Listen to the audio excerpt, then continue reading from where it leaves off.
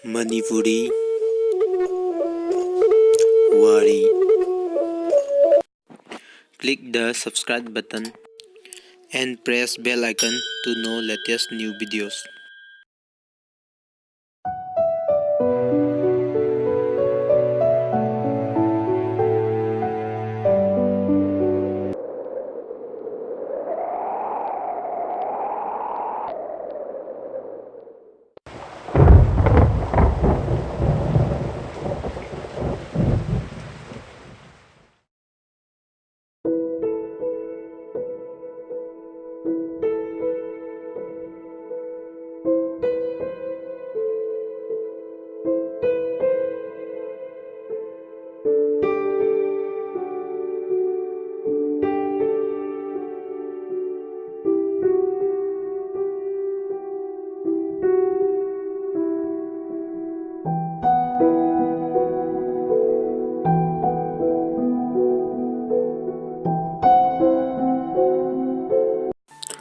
Numitto kaoba ngamdraba numit ama oirami.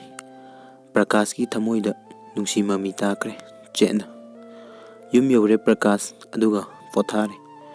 Ngasi mana pamjana lairakiba mobile phone do hangdoktuni yenge. Sim ama hape aduga ahanba oina nungsida phone tawraga wari sanare. Yam harauna sanai wari do makoyani. Adudagidi matam kharagi tungda chahi anauba lakpagi New Year gi gift lerami Prakashna nungsida pinaba. Matamsida Prakash ki mamana wari pumba khanglami Prakashna tawba khuding aduga Prakashna su mamada wata nafam oirami. Mamada tanarga poto laibani. Mamana oina labibani machagi khallaga yamna chamba potni diary ama aduga mitta sangnaba eyeliner kharagani. Pek phajana tawraga hape diary dudi Prakashna magi nungsi wari oina iraga hapi. Numit khudingi mana ijaba wahi kharani date matam loina thabani diary sida. Diary gi meya chanba fawba iraga awatba saruk nangi wari irao hairaga phajana thai ahanba lamaida. Yam cheksinna thamjaba diary ni adubu nungsi khudol oina tamkhre nungsi gi mafamda. Prakashna phajana pek tawraba gift to magi mamanabi gi yumda thinba chali. Bai se New Year gi gift ni mangon amta pibiyuna. Mamanabina hoi soidana bigi ai si hairamaga yumda halae Prakash. School karakpada nungsida gift to mamanabina pi. Mamanabina hai ibema mi machadi yadeko noi saina tu nangi ni pirakpani se laujaro se. Nungsina asengbagi rosibo hairaga lausilli. Mayam punna wa launa noi yadeko yam nungsineko si hairaga. Numitsida school halaba matung nungsina karibu oiraba janusibu haidana magi kada pek tawriba gift to hangdoe. Hek hangdokpaga mana yamna pamjaba machugi eyeliner yaurambadуда harauki aduga nokphet tawi diary amasu yawina sina kari iriba. Hangdokpaga Prakashna tharakpa wahi do thengnare. Please don't open without my permission. Nungsini kainu sidi phone tawgena tawra phone. Prakashta hello kainu diary sibo nangi permission yaudana hanganu hairisibo kamaina tawbano. Prakashna surprise aina luna thambagini ado nangi nafamda sinarabani hangdo aduga aigi wari amadi ibani gi wari iribani aduda paro page to tangkai bawba ibani. Nungsina awat pasidi kamaina tawba adudi. Prakashna waliba tangkai do nangi wari iyo nungtigi wahi khara. Hoi adudi aisu iba haurage ko permission ju phange. Asumna wari sanaraga punna nokmine aduga thamkhre phone. Matamgi khongchat kanachu thingba ngamde. Chenthari nungsi seldo maikei khangdana palefam khangdana. Punsida ahanba thengnaba nupi oibana matabu lining oijarami Prakashti. Tha amada anirek unaba chalami Prakash nungsibu.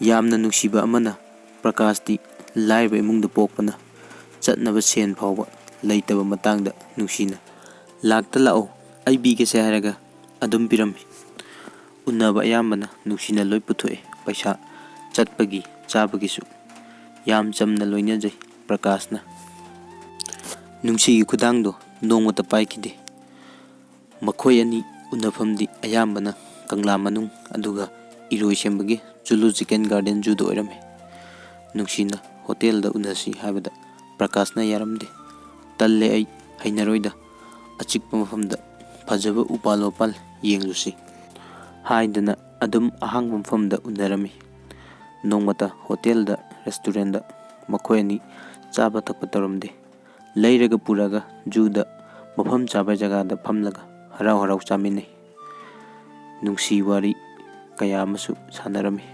ꯅꯣꯡꯃꯗꯤ ꯄ꯭ꯔꯀꯥꯁꯅ ꯖꯨꯗ ꯐꯝꯃꯤꯟꯅꯕ ꯀꯥꯟꯗ ꯅꯨꯡꯁꯤ ꯅꯃꯤꯠ ꯎꯏꯁꯤꯜꯂꯣ ꯍꯥꯏꯔꯝꯃꯤ꯫ ꯅꯨꯡꯁꯤꯁꯨ ꯎꯏꯁꯤꯜꯂꯦ, ꯑꯗꯨꯒ ꯅꯨꯡꯁꯤꯒꯤ ꯈꯨꯗꯥꯡꯗ ꯄ꯭ꯔꯀꯥꯁꯅ red pen ꯑꯃꯅ ꯆꯨꯝꯅ ꯏꯔꯝꯃꯤ, "ꯑꯥꯏ love U ꯅꯨꯡꯁꯤ"꯫ ꯂꯣꯏꯕꯒ "ꯌꯥꯔꯦ, ꯅꯃꯤꯠ ꯄꯥꯡꯊꯣꯛꯑꯣ" ꯍꯥꯏꯔꯛꯑꯦ꯫ ꯅꯨꯡꯁꯤꯅ ꯀꯩꯅꯣ ꯏꯔꯤꯁꯤꯗꯤ ꯃꯨꯟꯅ ꯌꯦꯡꯉꯤ꯫ ꯎꯔꯦ ꯊꯥꯔꯤꯕꯗꯣ꯫ ꯅꯨꯡꯁꯤ ꯏꯀꯥꯏꯗꯅ ꯃꯃꯥꯏꯗꯣ ꯈꯨꯝꯖꯤꯟꯈꯤ ꯃꯈꯨꯠ ꯑꯅꯤꯅ꯫ ꯄ꯭ꯔꯀꯥꯁꯅ "ꯀꯩꯗꯧꯔꯦ, ꯁꯥꯎꯔꯤꯔꯣ ꯅꯪꯕꯨ? ꯑꯩꯅ ꯁꯤ ꯊꯥꯕꯒꯤ ꯅꯃꯥꯏꯒ ꯈꯨꯝꯖꯤꯜꯂꯤꯗꯣ"꯫ ꯅꯨꯡꯁꯤꯅ "ꯁꯥꯎꯗꯦꯆꯣ, ꯃꯤꯅ ꯏꯀꯥꯏꯔꯤ ꯀꯥꯟꯁꯤꯗ" ꯍꯥꯏꯔꯛꯏ꯫ ꯄ꯭ꯔꯀꯥꯁ ꯑꯗꯨꯒꯤ ꯑꯣꯏꯔꯦ ꯍꯥꯏꯔꯒ ꯅꯣꯛꯑꯦ꯫ "ꯑꯩꯗꯤ ꯁꯥꯎꯕꯣꯏ ꯅꯤꯡꯉꯨꯔꯦ, ꯑꯗꯣ ꯅꯨꯡꯁꯤ, ꯅꯪꯕꯨ ꯑꯩ ꯅꯨꯡꯁꯤꯕꯔꯣ ꯁꯦꯡꯅ"꯫ ꯅꯨꯡꯁꯤꯅ "ꯅꯨꯡꯁꯤꯕꯒꯤ ꯅꯠꯇ꯭ꯔꯣ ꯏꯕꯥꯅꯤ ꯁꯤꯗ ꯎꯅꯔꯤꯁꯦ? ꯑꯗꯨꯝ ꯑꯩꯗꯤ ꯅꯪ ꯑꯗꯨꯝ ꯎꯅꯤꯡꯉꯦ꯫ ꯅꯪꯒ ꯆꯠꯃꯤꯟꯅꯕꯁꯦ ꯌꯥꯝꯅ ꯅꯨꯡꯉꯥꯏꯌꯦ"꯫ ꯃꯇꯝꯗꯣ ꯑꯆꯤꯠ ꯑꯋꯥꯟꯊꯥꯒꯤ ꯃꯇꯝꯅꯤ꯫ ꯅꯨꯡꯁꯤꯠ ꯌꯥꯝꯅ ꯁꯤꯠꯂꯦ꯫ ꯅꯨꯡꯁꯥ ꯁꯥꯏ ꯍꯥꯏꯗꯨꯅ ꯁꯥꯇꯤꯟ ꯑꯃ ꯈꯜꯂꯝꯃꯤ ꯅꯨꯡꯁꯤꯅ ꯃꯈꯣꯏ ꯑꯅꯤꯒꯤ ꯐꯝꯐꯝꯗꯣ ꯑꯗꯨꯗ꯫ ꯉꯥꯏꯍꯥꯛꯀꯤ ꯃꯇꯨꯡꯗ ꯈꯪꯍꯧꯗꯅ ꯅꯨꯡꯁꯤꯠ ꯀꯟꯅ ꯁꯤꯜꯂꯛꯏ꯫ ꯅꯣꯡꯁꯨ ꯃꯪꯁꯤꯟꯈ꯭ꯔꯦ꯫ ꯃꯈꯣꯏ ꯑꯅꯤꯒꯤ ꯃꯅꯥꯛꯇ ꯂꯩꯔꯝꯕ ꯁꯥꯇꯤꯟꯗꯣ ꯊꯝꯃꯤ ꯅꯨꯡꯁꯥ ꯁꯥꯗ꯭ꯔꯦꯅ, ꯑꯗꯨꯕꯨ ꯅꯨꯡꯁꯤꯠ ꯂꯥꯛꯄꯗ ꯁꯥꯇꯤꯟꯗꯣ ꯄꯥꯏꯊꯣꯛꯈ꯭ꯔꯦ ꯈꯔ ꯂꯥꯞꯅ꯫ ꯅꯨꯡꯁꯤꯅ ꯁꯥꯇꯤꯟꯁꯦ ꯄꯥꯏꯈ꯭ꯔꯦ, ꯑꯝꯇ ꯇꯥꯟꯅꯕꯤꯌꯨ ꯍꯥꯏꯔꯛꯏ꯫ ꯄ꯭ꯔꯀꯥꯁꯅ ꯉꯝꯗ꯭ꯔꯦ, ꯅꯪ ꯊꯨꯞꯆꯤꯟꯗꯕꯗꯒꯤ ꯅꯪ ꯇꯥꯟꯅꯔꯨꯆꯣ, ꯍꯧꯒꯠꯂꯣ ꯍꯥꯏꯔꯝꯃꯤ꯫ ꯃꯈꯣꯏ ꯑꯅꯤ ꯏꯟꯅꯔꯤꯉꯩ ꯁꯥꯇꯤꯟꯗꯣ ꯑꯗꯨꯝ ꯂꯥꯞꯅ ꯄꯥꯏꯊꯣꯛꯈ꯭ꯔꯦ꯫ ꯅꯨꯡꯁꯤꯅ ꯁꯥꯎꯔꯞ ꯇꯧꯔꯒ "ꯅꯪ ꯅꯕꯨꯛ ꯌꯥꯝꯅ ꯐꯠꯇꯦꯆꯣ" ꯍꯥꯏꯔꯒ ꯃꯈꯨꯠ ꯑꯅꯤꯗꯨꯅ ꯄ꯭ꯔꯀꯥꯁꯀꯤ ꯃꯅꯒꯟꯗ ꯄꯣꯞ ꯄꯣꯞ ꯊꯥꯔꯝꯃꯤ꯫ ꯑꯗꯨꯗꯒꯤꯗꯤ ꯄ꯭ꯔꯀꯥꯁꯇꯣ ꯃꯇꯧꯗꯨꯗ ꯅꯣꯛꯂꯝꯃꯤ, ꯑꯗꯨꯒ ꯐꯨꯛ ꯍꯧꯒꯠꯂꯒ ꯁꯥꯇꯤꯟꯗꯣ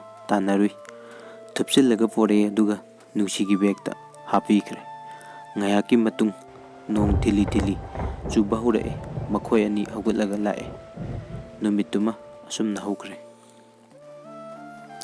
ꯄ꯭ꯔꯀꯥꯁ ꯗꯁꯥ ꯑꯃ ꯇꯥꯕ ꯍꯧꯔꯦ꯫ ꯍꯥꯏꯔꯤꯕ ꯅꯨꯃꯤꯠꯁꯤꯗ ꯃꯌꯨꯝ ꯍꯜꯂꯛꯄꯗ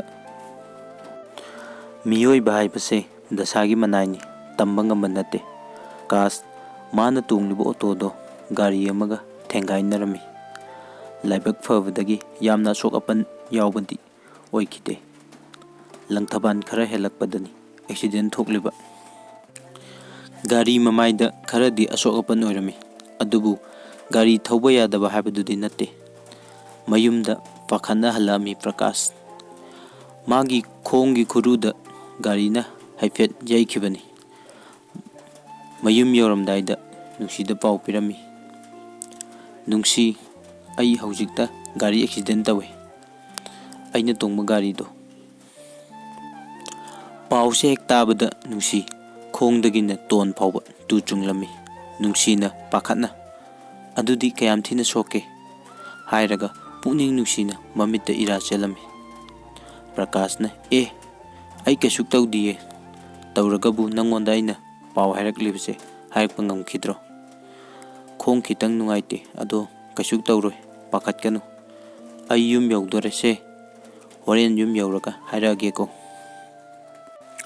ꯅꯨꯡꯁꯤꯅ "ꯍꯣꯏ, ꯑꯩ ꯉꯥꯏꯔꯝꯗꯣꯏꯅꯤꯀꯣ"꯫ ꯄ꯭ꯔꯀꯥꯁ ꯒꯥꯔꯤꯗꯒꯤ ꯇꯞꯅ ꯀꯨꯝꯊꯔꯛꯑꯦ꯫ ꯈꯣꯡꯀꯥꯞ ꯑꯃ ꯑꯅꯤ ꯍꯦꯛ ꯊꯥꯡꯕꯒ ꯑꯅꯥꯕ ꯆꯩꯅꯥ ꯈꯔ ꯐꯥꯎꯔꯝꯃꯤ, ꯑꯗꯨꯕꯨ ꯇꯞꯅ ꯇꯞꯅ ꯂꯥꯛꯄꯅ ꯑꯔꯣꯏꯕꯗ ꯃꯌꯨꯝꯗ ꯌꯧꯔꯦ꯫ Machana khong sheklaga mayumda halakpado ubada mamana